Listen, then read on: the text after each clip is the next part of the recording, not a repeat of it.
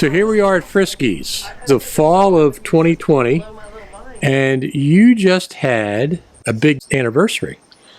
September 15th in 1970, I took in my first litter of bunnies. Still running from 5 a.m. to 10:30 at night. Doors are open from 8 to 8 to receive animals.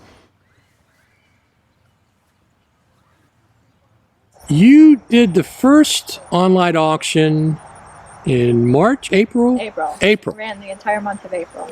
And how was that for you as far as being successful? I thought it went really well. We had about 150 participants.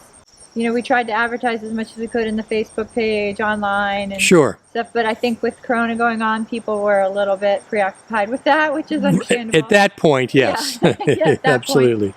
So I'd like to do better this fall.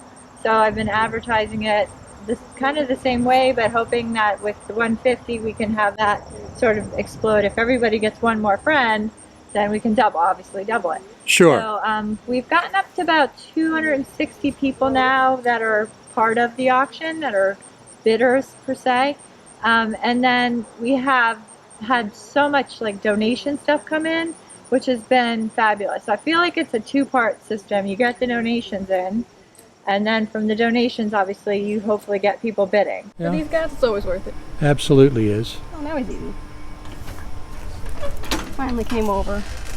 Grab some food, he says.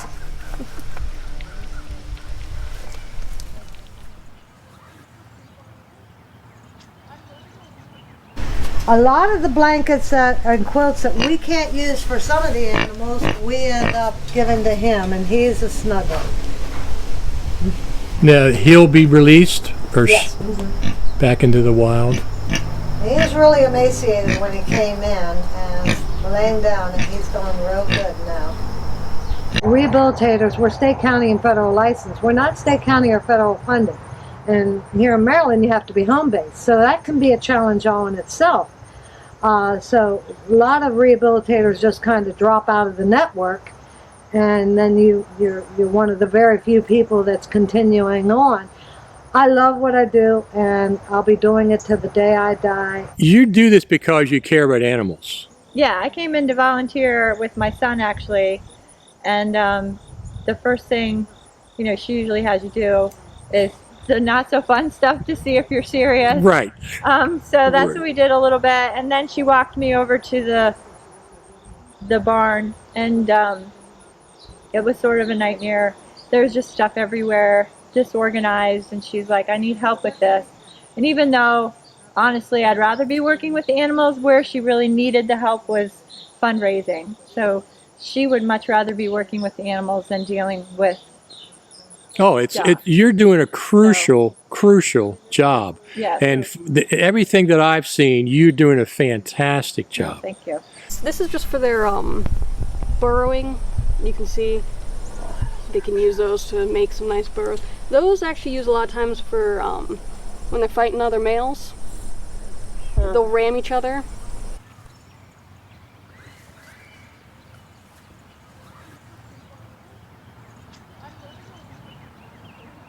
They're pretty rare, right? Or very? Yeah, very rare. And our director set up 3 tents in a barn full of items that is donated for us to raise funds with. So we can get ourselves out of debt and also have the funds to take care of the animals that are coming in now. That being said, we couldn't have it this year. They worked so hard. We had 3 huge tents and a barn full of stuff. I call the circus now. Well, Debbie, the director who is in charge of all this, said, well, how about if I do this? Do an online auction. I think I can handle doing something like this. That whole, like, you're the director of fundraising. Right. That wasn't necessarily what I came in for, but that's where she needs the most help. She can't do what she's doing without absolutely funding and support. And I get, I've never met anyone as dedicated to what she's doing as Colleen ever, in anything I've ever done. And I want to support that kind of enthusiasm and that kind of dedication. And I feel like I only live about a mile or mile and a half from here, And to have this facility this close to me, I feel lucky. Like, I first heard of Friskies because I found a bird that I think had gotten hit by a car, or actually several birds I brought in. One I think was hit by a car, stunned. Another one ran into a window. And so I don't like to see anything suffer. Right. And I don't know anything about taking care of animals. So I put them in a shoebox and took them to Friskies and left a donation, and it felt like, you know, I felt good that I had done something good for these birds. And if this wasn't here, I wouldn't have known what to do, you know. So I wouldn't have wanted to sit there and watch this bird or animal suffer and die. So Right.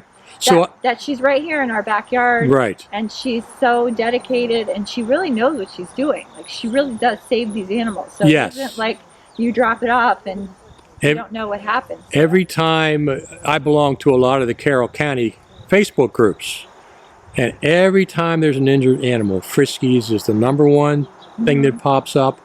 And I always put a tagline in there, please leave a donation.